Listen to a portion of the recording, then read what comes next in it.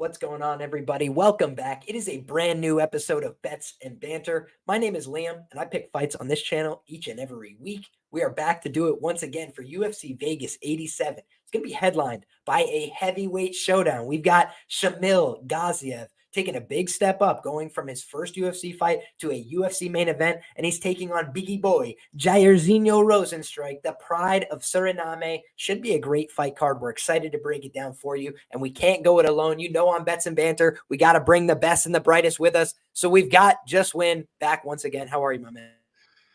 Good, bro. Very good. Good to be back. Not the best card in the world, but we've managed to find some bets.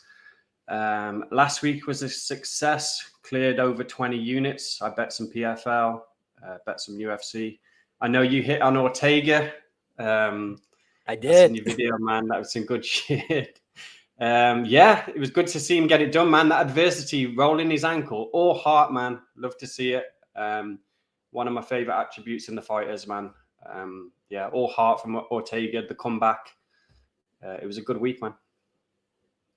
Absolutely. And that fight felt like vindication to me, Rich, because I had a read on the first fight, which was, these are two elite guys. I feel like it should be pretty closely lined. And people are still telling me after the fact, like, no, Ortega clearly should be like this massive favorite. But it's like the guy is like so fragile at this point in his career that he's rolling his ankle twice in the 20 minutes that we saw him on television. He also had a cut over his eye coming into the fight.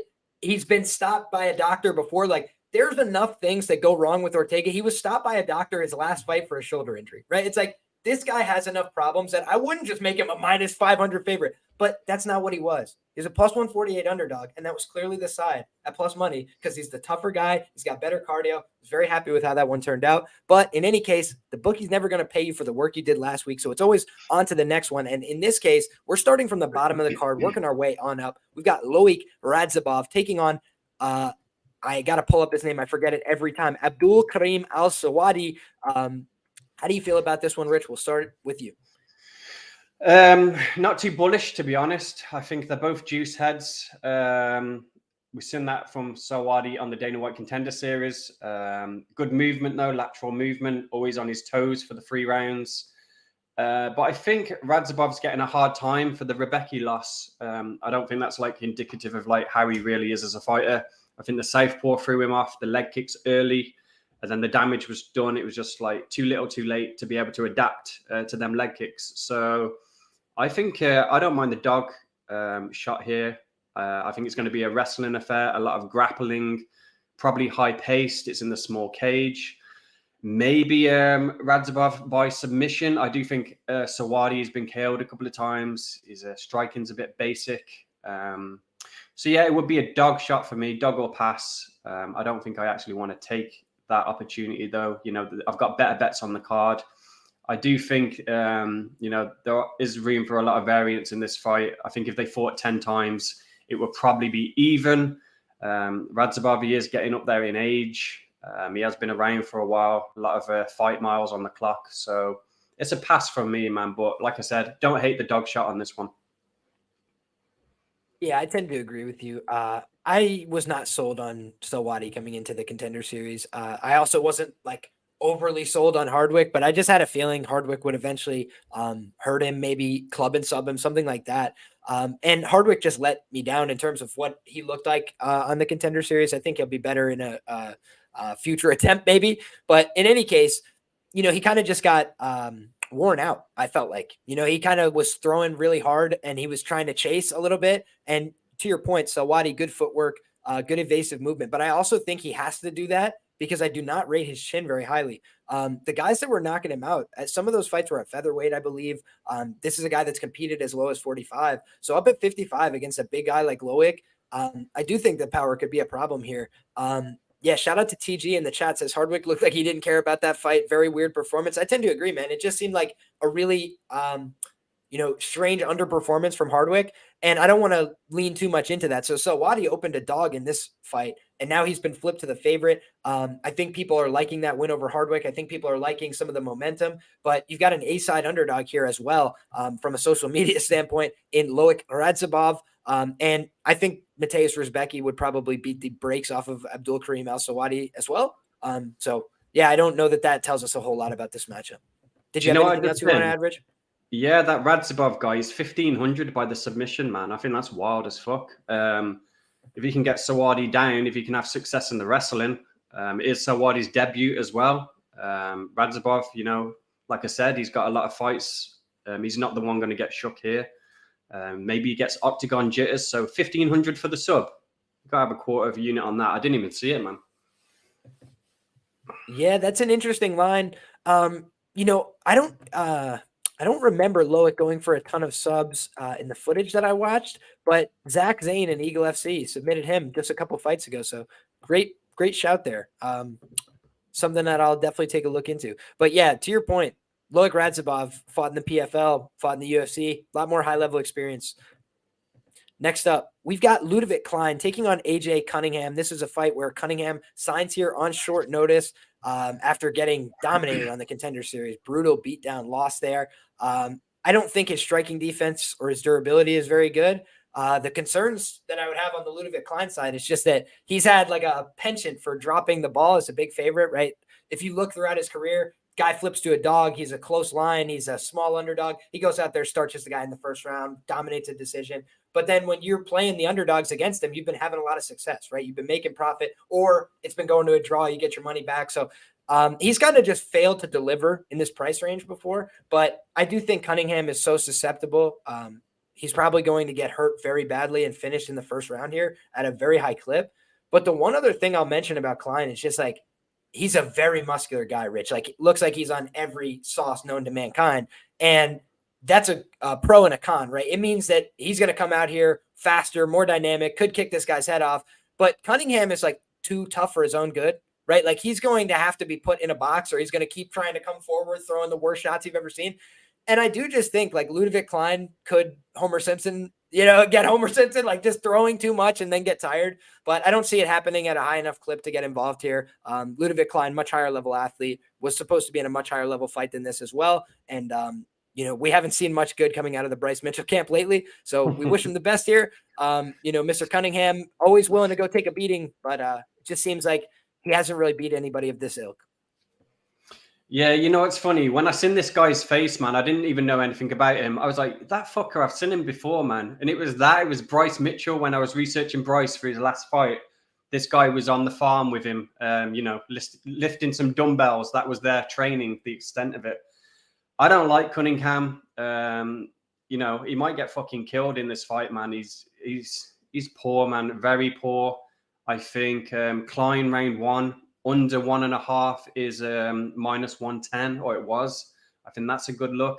I think Klein murders him, man. And I understand your, small reservation of betting him because maybe, he gasses out or AJ just keeps coming forward like a zombie. But the takedowns would be there from Klein, man. I've seen him do it in his last few fights. It just shoot a blast double. And it might not be the most technical, but he can get fuckers down, man. And like I said, Cunningham, I'm not sure where he's good anywhere. He crashes forward in the pocket. His range management's not good. He's willing to just come, head first, head on the center line, and he's not going to be able to take these punches from Klein, man. They're going to have full force, all the steroids in the world behind them, and I see a KO literally within 2 minutes, man. But yeah, welcome to the UFC.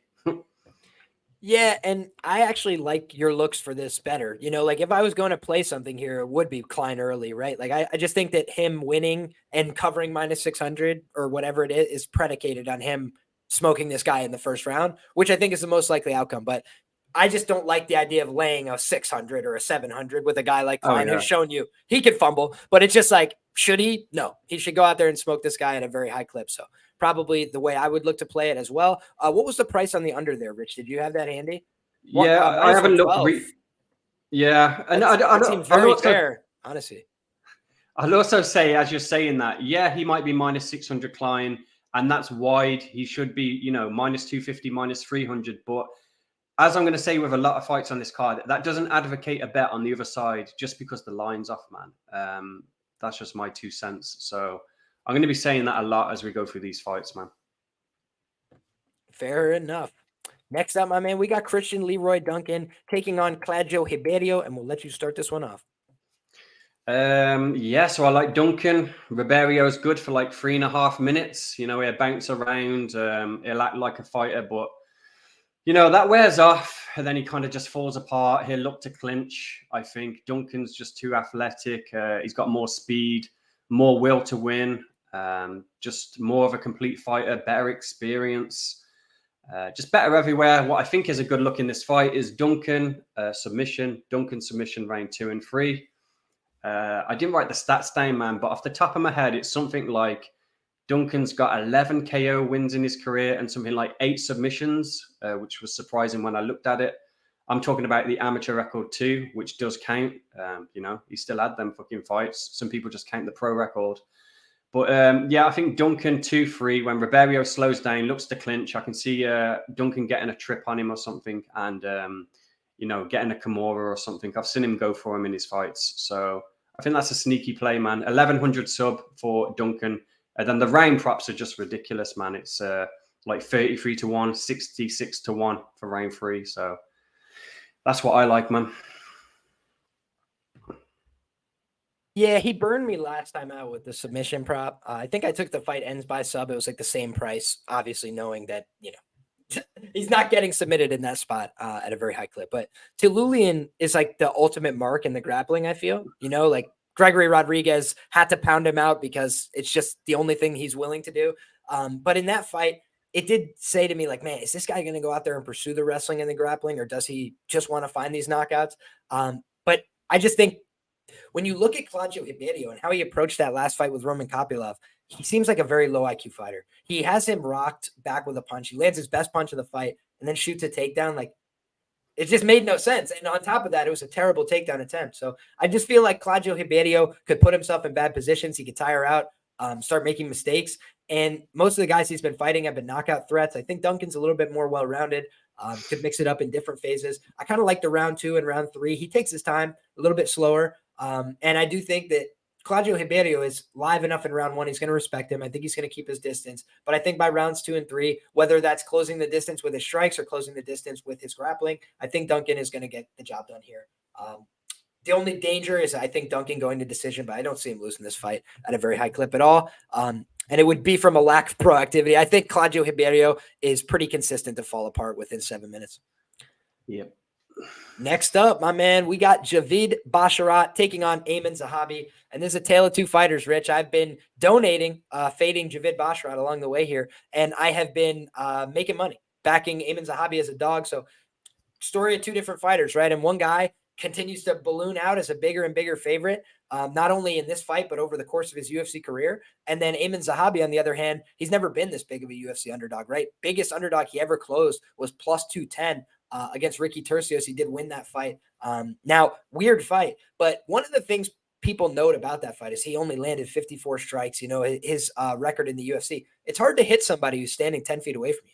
Right. And like he kind of drew a line in the sand and said, if you want to cross this, I'm going to throw big counters. I'm going to, dictate my range. And Ricky was like, no, I'm cool. I'll just stand out from the outside. I'll throw my combinations at nobody. And then we'll both get our check and go home.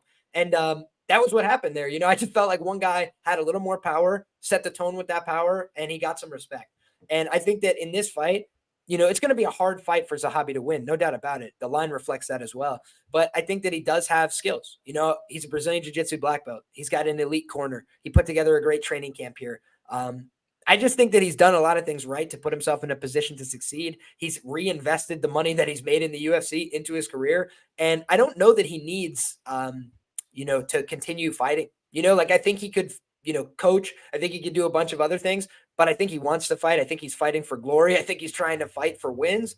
And I do think this is a fight where it's not an easy matchup, but it's a guy that has been consistently going out there and not blowing people out of the water, right? Unanimously, every judge gave a round to Tony Gravely, the first round against him. You look at the other fights that he's had, at least one judge has scored a round against him in every fight he's had in the UFC. Mateus Mendonca, a guy who went out there and got finished by some guys, had some sketchy performances, he was out there competing in the grappling with him for the full 3 rounds. And that's a guy whose cardio was not very solid, right? So a couple of those things made me think like Zahabi might have more to offer here than we think, right? Because I look at how the market acts historically. He's never been this big of a dog or even close, right? He's like 3 times the dog he's ever been. Okay. Basharat, has he always been this big a favorite? I'll encourage you guys to go check that. He started out being minus 110 in the UFC, minus 160 against the fraud Oran Kolan. I mean, and I'm not saying that I had it all figured out. I'm saying I've donated some money along the way trying to fade this guy.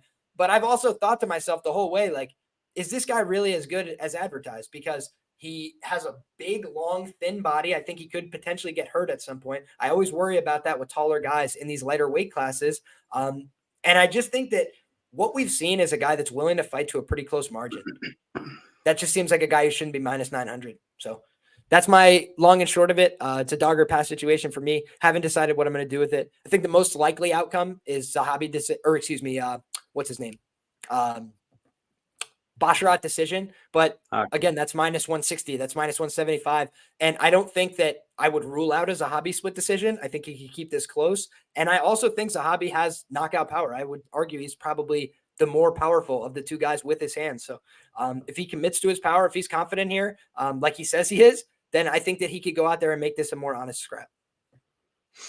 Yeah, I think that Zahabi is KO or bust in this fight. And I hate this Basharat brother. I think he's a dickhead. Like Josh Barnett said, man, he's all ego, and he's got no problem showing it literally every fight he has, the weigh-ins, etc. So I don't like him, man. But in terms of this fight, I think he's got Zahabi covered. And the reason for that is when I'm betting these Basharat brothers, they're literally identical in the way that they fight. I'd just say that the other brother, I get the names mixed up, but the other brother has more finishing instincts. I'm sick of this Basharat brother. I've bet him by submission many times. Round 2, 3, I've made the donation and he hasn't got it. So it's just like me to not bet him in this fight, and then he goes and subs Zahabi in 2 and 3. And the reason for that is because I like his range management on the feet. His volume's pretty decent. He mixes in the takedowns, and he does have submissions, but they're usually based on attrition from the other fighter. And, Zahabi, I see as like primarily a boxer type. He's heavy on his lead leg. He doesn't really throw many kicks. He doesn't offensively wrestle. And I just think he's going to be out of range in this fight, man. He usually likes to throw these 2-3 punch combinations, these blitzes. And that's what caught people. That's what caught Aori when he knocked him out with the left hook.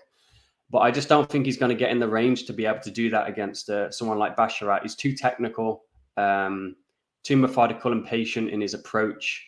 And I don't know if I want to get involved. I'm certainly not playing the fucking money line or parlaying him like a dick. That's not my style. So, same story every time I look at these two brothers, man. I look at the submission because they don't have power in their hands. And I look for round 2 and 3. So if I was going to play Basharat, that would be my angle, man. But like I say, I don't know if I'm taking it or not. I bet Farid subs Javid in the training room. That's all I'm going to say. Next up, we got Vinicius Oliviera taking on Bernardo Sopaj.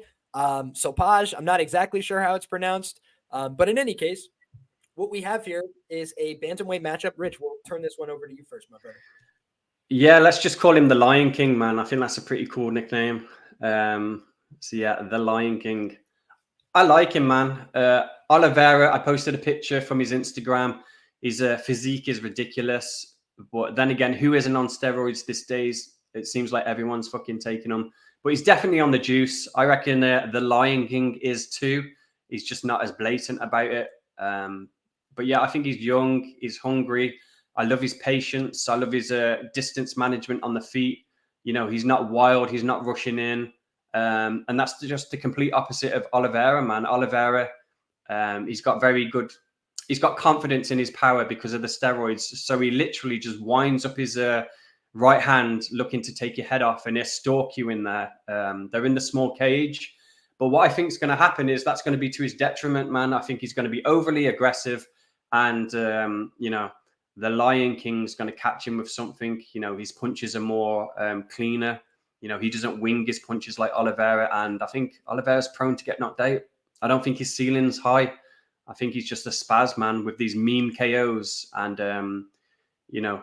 this Sopaj guy, he's from the All-Stars Training Center in Sweden. He's done some work at the Goat Shed. He's getting good training partners from a good camp. I think Ali's his manager. So, he's being groomed well to be something half decent in the UFC. And yeah, I took the dog money. He's minus 110 now, or was. So I think you've missed the dog money at this point. But I like him, man. I think he's going to do well. Yeah, I didn't feel compelled to play this fight just because it was kind of thrown together on short notice. But I also tended to like what I was seeing from Sopaj. I was seeing a guy that is confident, goes out there, throws. I had mentioned to you, he does make some mistakes on the ground, but he's like physically strong enough to rectify those most of the time. And I don't think Oliveira is the kind of guy to make you pay for that. 2 wins by submission in his career. Like you said, kind of a roid head, wants to swing and bang on the feet. So I think he could do that, right? Like to that regard, maybe minus 110 is more appropriate. I don't think that he should be a significant favorite, but I do think both these guys are juiced to the absolute tits. Sopaj is only 23. I think that's the difference in their physique, Rich. It's just like the physical development still yet to come in a little bit. But when you look at how he's been improving, I think fight over fight, I've liked what I've seen. Guy that has some power, has good finishing instincts. When he hurts people, he gets them out of there, which is something I always like to see as well. And I've seen him face some adversity, keep on pushing. He doesn't seem like a quitter to me. The other thing about it, right? We have a clear durability difference between these two guys, right? Obviously, he hasn't had as many competitions, but in all the competitions he's had, he has 2 losses. Both of them are close decisions, right? On the other side, Oliveira's getting finished often in the first round. Or I think Quinones was a doctor stoppage in round 2. But in any case, it's like that's not the kind of guys you want to be losing to. So he's fought a high level of competition. I think both guys have an honest way of getting here, but it just seems like Sopaj probably more skills, more well-rounded. And if the things from Goat Shed and All Stars are translating, then he should be able to mix in the wrestling as well if need be. Yeah. But with that being said, the man strength at 28 years of age is the only thing I would consider there for Oliveira as a potential advantage.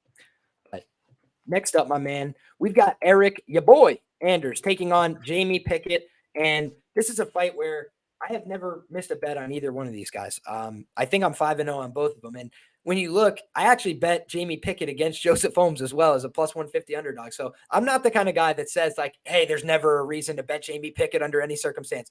That was a fight where I did not think, Holmes had any clear advantage, except that he would try and throw more volume. I didn't think he was more physical. He didn't have more relevant experience. I thought he was one of the worst guys on the roster at 185. I don't think those things about Eric Anders, right? I think Eric Anders has kind of underperformed maybe a little bit to career expectations, but he's been in mostly close fights. He's had a bunch of wars with good high-level UFC fighters, and then he's gotten wins along the way over guys the quality of Jamie Pickett and higher. I think Jamie Pickett, his 2 wins in the UFC are both via close decisions over Joseph Holmes and Lariano Staropoli, and neither one of those guys is very good at fighting. So I just think that when you look at this fight, Eric Anders, tough guy, powerful, more athletic. I think he's going to push forward. I think he's going to get in his face. I think he's going to back him up with some power shots. And the only concern I have for Eric is that he did get dropped in his last fight. But you see, Eric, when he gets, in a bad situation, rallies, gets back up, pushes forward, keeps on fighting. And I feel like the opposite is true for Jamie Pickett. I feel like a lot of times we've seen him get in some bad situations and they go from bad to worse and he starts to wilt and things, get out of place, tapping with a couple seconds left on the clock, things that you just don't want to see from your fighter. And so I think that we've seen common opponents, Kyle Dawkins, right? I think me and you both bet Dawkins ITD against Jamie Pickett. He goes out there, finishes him easily, makes it look like it's no problem. Black belt on the ground. Eric Anders just got his black belt in Brazilian Jiu-Jitsu as well, a guy who's been working in and out of the gi for quite some time. So I don't think that Eric Anders is like the same level as Jamie Pickett. I just don't. I think Eric should be a level above. I'm not going to lay the minus 500, but I think he's going to go out there and win. I think he's going to go out there and finish. How do you feel, Rich? Yeah, you broke it down well, man. We're on the same side. Not much to add except for I think that the will to win is a big thing here. From what I'm seeing from Pickett, just my read from looking at his Instagram and watching his interview, he's done. He's showing up. He knows, the odds on in his favor. I just haven't seen much training from him. Don't like what he's saying. And I think as soon as Anders puts on the pace and the pressure, pushes him against the cage, he will wilt. At the end of the round, you're going to be thinking, shit, you almost got him out of there. You'll see him on the stool and say, this guy's fucking done. It come out in round 2, literally last a minute, and I just see Anders taking him out, man. I just don't think he wants to be there. As soon as the pressure gets to him, 5 minutes has passed, I think he'll just quit, man. So I like Anders. The ITD is a bit shit. I don't like the number. I've seen Plus 105 for Anders ITD at some places, and I just don't like that, man. I'd have preferred a bigger number. So I don't know how I'm going to attack it, but I like Anders to win, man. Yeah, I've gone back and forth on the EV between like an Anders ITD, the fight not to go the distance. I feel like they're both pretty good bets, but it's just something I want to think more about before I end up firing there. But I think there's a couple decent options. Next up, my man, we got Matt Danger Schnell taking on Steve Astro Boy Urseg. And Rich, why don't you start us off with this one? Yeah, I like Urseg, man. The ITD's getting a bit out of hand. It's like minus 170 now. I think that's a bit crazy for Urseg ITD, but I do think he's going to smash Schnell. I think he's just digressing. He's getting old now for flyweight. I think one good punch is going to put him out, but it could be a club and sub.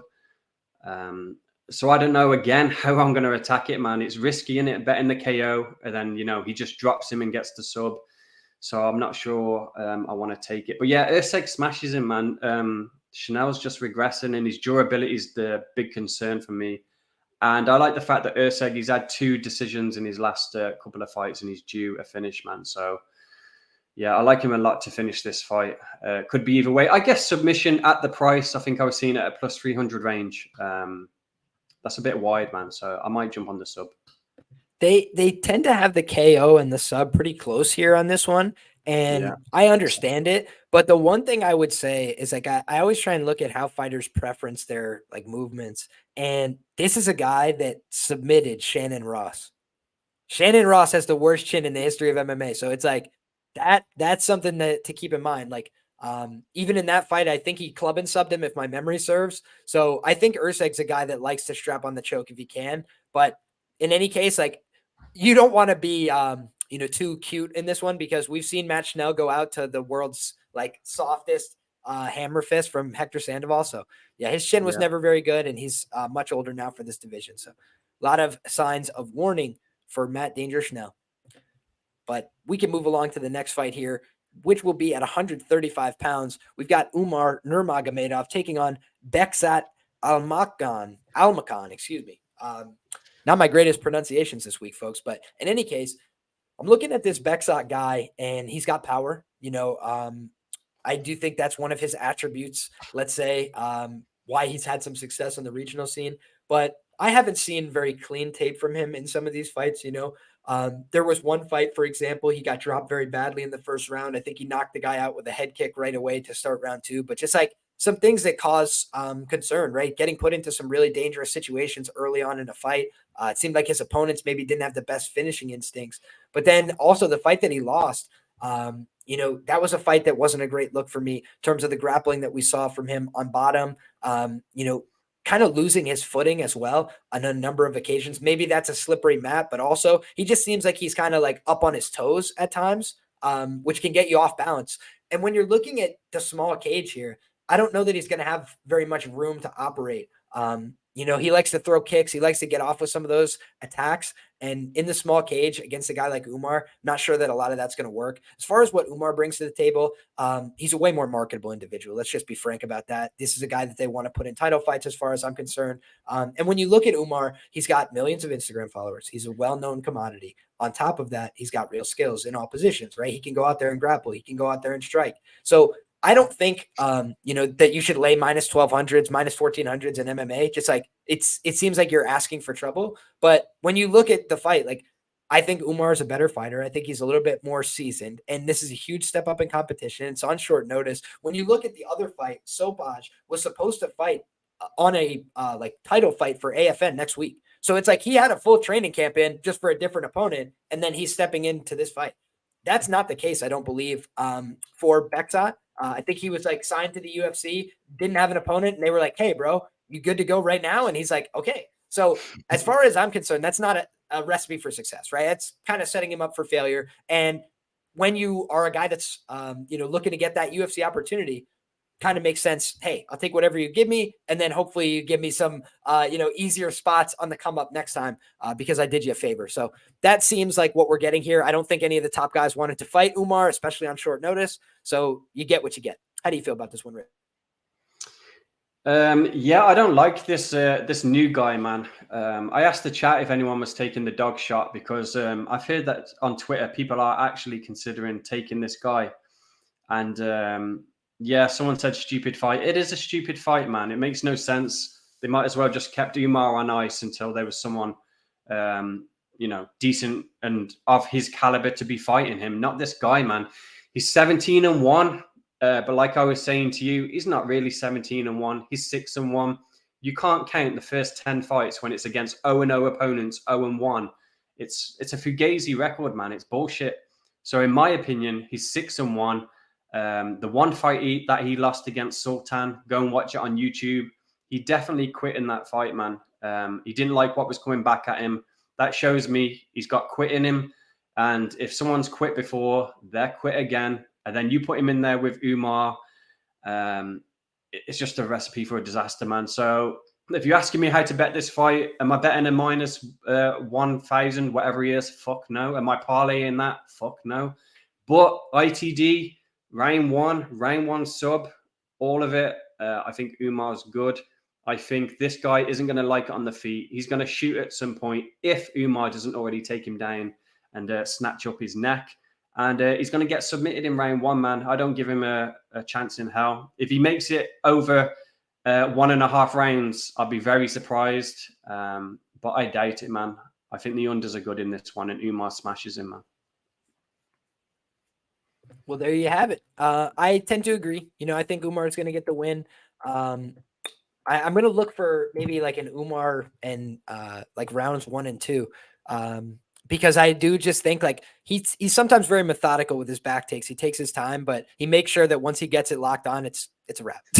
And I do think he's probably going to submit here, but he does have power. And like I said, I've seen Beksat get kind of wobbled all over the place by lesser opponents. So something to keep in mind here. Umar by knockout. What is that priced at, just by curiosity? I think the sub is way more likely, but 330 for the knockout. If you want him in rounds 1 or 2, he's plus 110. Yeah, I don't like that. Umar by sub is my lean. All right, man. Next up, we've got Alex Perez against Muhammad Mokaev. And why don't we have you lead this one off, Rich? Yeah, I'll let you go in deep, man. All I'll say is I don't like Mokaev ITD. I like him by decision. That's all I got to say, man. Okay, so then we'll disagree. I think Mokaev's going to finish this fight. I don't think Alex Perez is a serious fighter anymore, personally. I think that's reflected by the fact that he's not going out there and competing very often. I also think it's reflected by the fact that he's got a bunch of other ventures going on. When you're looking, like, this guy's running like 2 other businesses. He's coaching. He's cornering. It's like, when are you training, dog? And we've seen a lot of other guys kind of balance between doing 60 other things. Does it normally turn out well? Do they normally have better results or worse? It's like typically they have worse results. And I think that his record is a lot of smoke and mirrors. Honestly, man, he's had a lot of fights. He's had some good opponents. He's lost to a bunch of great opponents. I think that's what people forgive him for. Hey, man, he's losing all these great guys. Who's he beating? That's my question. Because a lot of people, I think, are sold on a lot of the wins that he has. And most of them haven't happened in the last 4, 5, 6, 7 years. But then people are talking about his record in decisions. Against who? Eric Shelton and Mark De La Rosa? I mean, Jesus Christ. Those guys haven't been in the UFC since I've been watching. I'm kidding. But it's like, these are not high-level guys. So I think Perez, how did he get to the title level? The division was incredibly thin and weak. So, now they're needing new guys, right? And I think that the way that they give that air of credibility to the new guys, they haven't beat some old guys that people have heard of or that they've seen before or that have been in these title fights. And I think that for Mokaev, he's a guy that, is he perfect to go out there and win every minute? No, but I don't think he's a quitter at all. I think when he's in a bad spot, he'll let his leg crack 3-4 times. That's what he did against Jafel Filo. Alex Perez gets put in a guillotine, doesn't flat back himself and taps out. It's a different mentality. It's a different kind of guy. So I think Mokaev, whether it's round 1 or round 3, is going to finish this guy. And I do believe he's going to do it via submission. He said, I will submit this guy. I will submit him. I will be the 8th person to submit him. He was very specific about it. And I think that what better way to market a Pantoja versus Mokaev fight than if Mokaev goes out there and submits him in the first round too? I don't hate it. Seems good to me. UFC 301. Mokaev. Yeah, I don't hate it. I just say, man, my decision play was just based on the market alone, man. I agree with everything you said. Mokaev should sub this guy outside endeavors, maybe showing up for a paycheck. But I don't know, man. Whenever I see minus 110, I understand it was at dog money for a minute. But when I see minus 110 on a ITD, I get the jitters, man. I did it on Nakamura like a couple of cards ago or the last card and got burnt. I don't know, minus man. 135, just so you know, on Bet Online. Fight doesn't go the distance, down to minus 155. Yeah, the market on it scares me, man. That's why I favor the decision. But yeah, I'm not going to bet the fucking fight. I'm not going to bet Mokaev by decision. I'm just saying that would be my lean. But yeah, Mokaev subs most likely, man. Fair play. It's not really about that, in my view. Malcolm Gordon's a black belt in Brazilian Jiu-Jitsu, and he got submitted. And a bunch of these other black belts, like Jafel Filo, also got submitted. So that's the way I see it.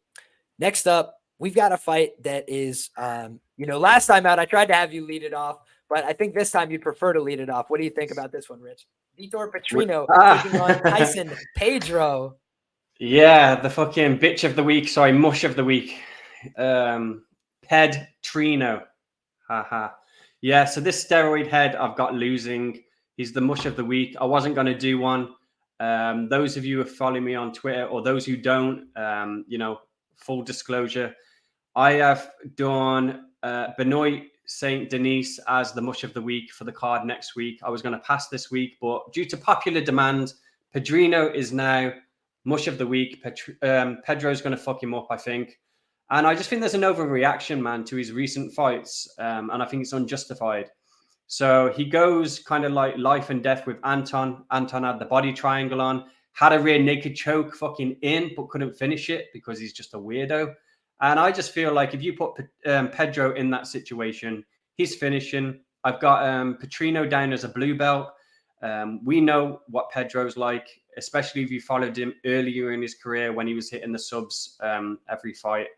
And I think he's going to go back to the well and get a submission. It's plus 1400. I think that Petrino's striking is overrated. Sure, he's got power. He's got that left hook, but it's low volume. He's slow, plodding, puts everything into it. I hope he comes out and grapples Pedro, because I think that'd be to his own detriment and he'll get reversed. I think Pedro will wrap him up. And I'm confident in the mush, man. This would be the 7-0 for mush since the turn of the year. And yeah, let's see if it happens, man.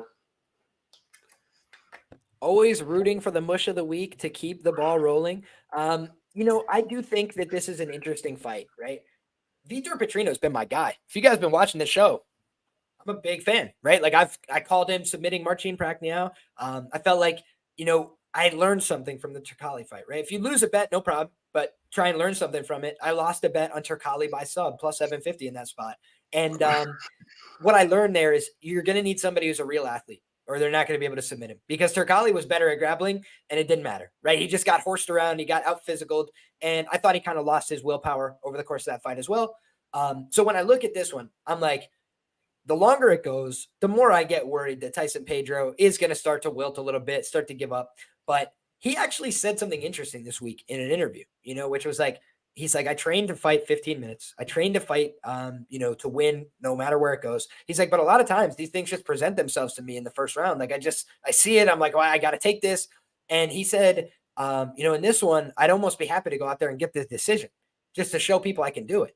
And I heard that and I was like, that's a kind of interesting thing to say. But it also told me that there's some confidence in the cardio. He's training at City Kickboxing his last few camps. And I thought that was evident in the Turkali fight as well. He went out there and absolutely starched that guy on the feet. And these guys fought, right? Petrino and Turkali. Was it like a super clear, dominant, performance? No, it was pretty close, blood and guts, back and forth. And like I said, I only had that submission bet, but I didn't think it was a 0%. I just thought, you know what? That's the lesson from this.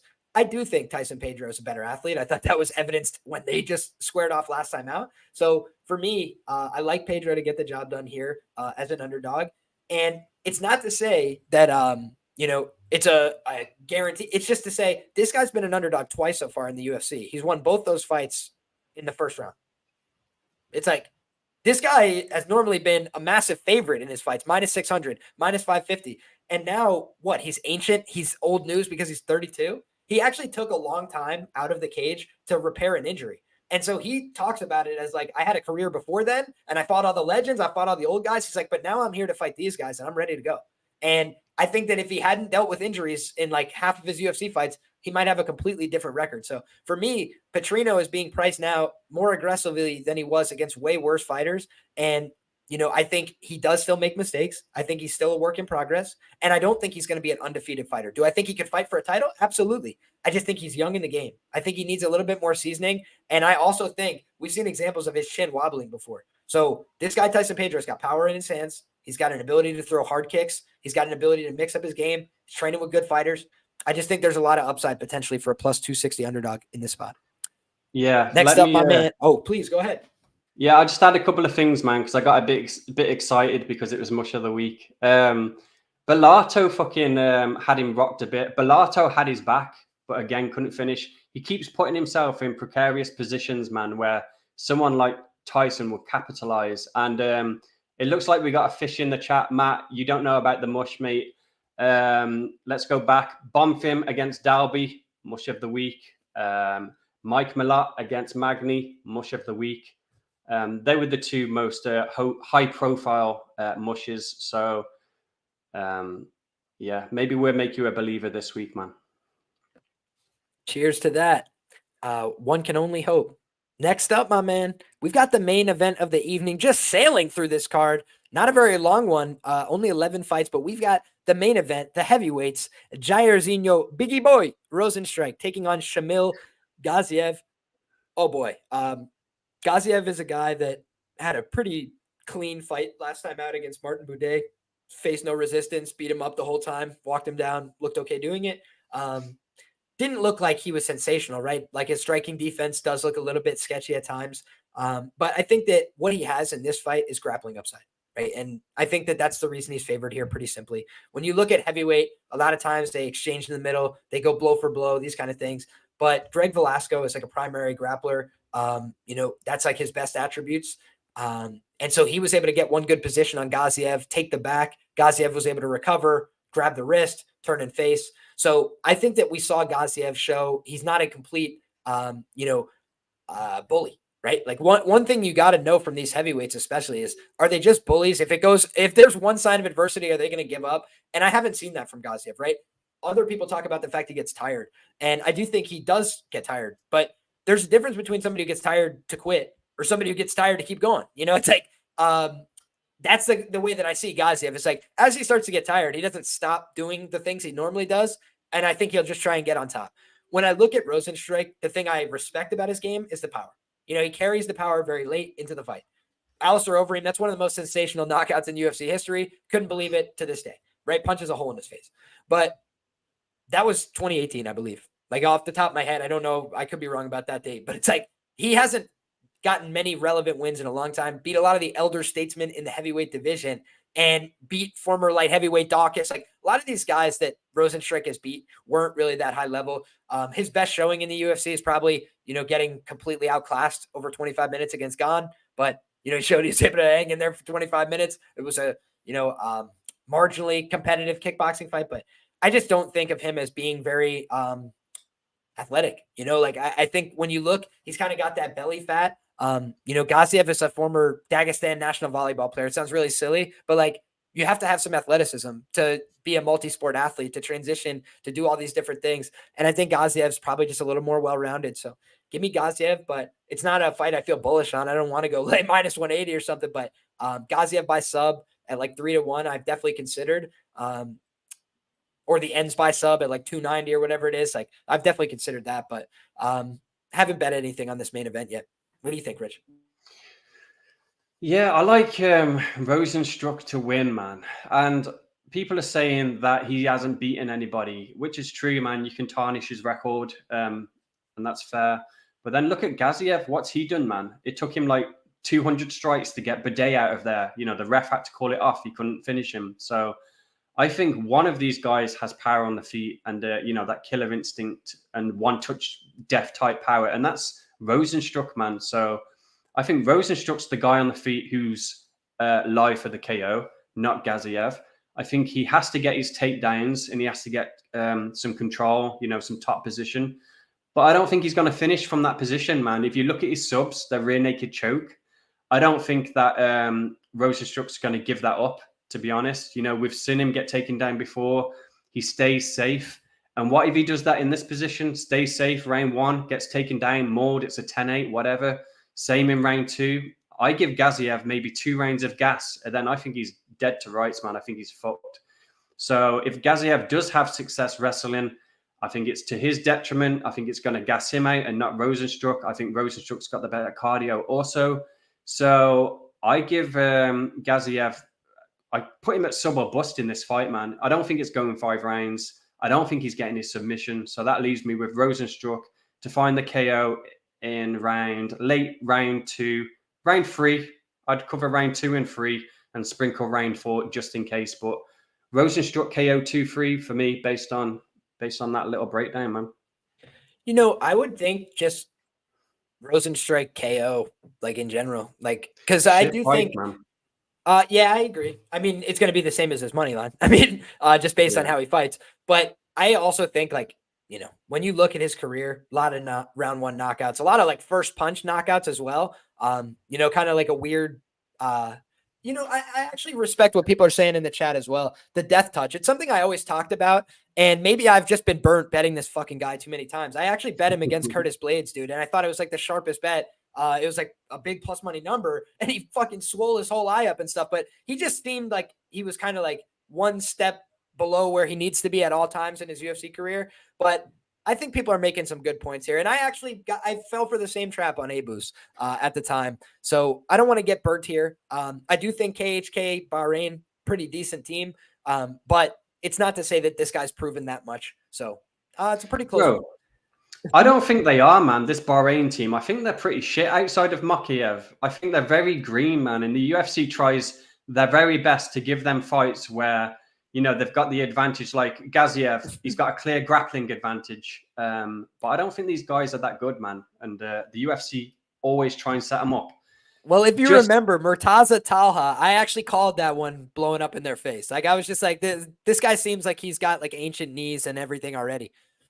Yeah, they try their best, the UFC, man. But yeah. Anyway, I'm looking at the KO for Rozenstruik round props because I ain't touching plus 120 for the KO. It's not my style, man. So Rozenstruik round 2 KO is 800. And then round 3 is 1700. And then sprinkle round 4 is 30-1. That's the play for me, man. There you have it. Silly numbers. So a lot of big prop options throughout the card. It does seem like a prop heavy card in my regard. I think I'll probably have, you know, maybe 1 or 2 money lines and then probably just stick to, you know, a couple long shot props, hope that they pay for the whole evening in one go. And I think that's the way that we target it this week. So appreciate you being here. Rich, why don't you let the people know where they can find you and all the great stuff you got going on? Yeah, you can find me on Twitter, chatting shit as regular. You can join up and get my bets if you want. It costs you $3 for my bets. We've got a Discord group going. And this week I've got 5 units on an ITD. So what could go wrong, man? What could go wrong indeed? Want to just say, if you guys haven't already, go ahead and drop a like on the video if you've enjoyed the content. Make sure that you get subscribed because we're back talking about these fights each and every week. And we've got UFC 299 next week. I'm going to have to try and convince my guy Rich to get Benoit Saint Denis off the mush of the week because Benoit Saint Denis is coming for glory. But I'm just playing. I think we're going to have a great conversation again next week. God bless you all. Good luck on those fights. And until next time, come back and we'll have all the same fun again. Take care, everybody.